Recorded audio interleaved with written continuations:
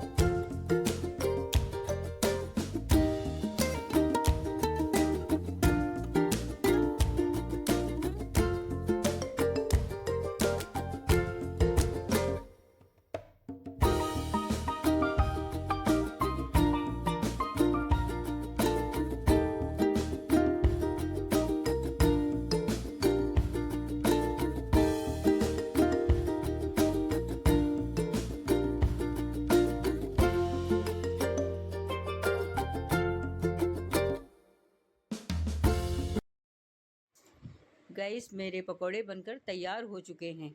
बस आप लोगों का इंतज़ार है। और अब हम प्लेट लगाने जा रहे हैं। आइए सबसे पहली प्लेट आपको ही लगाते हैं, तो इसका आनंद लीजिए। और आगे बताती हूँ, अगले वीडियो में आपसे मिलती हूँ। राधे राधे।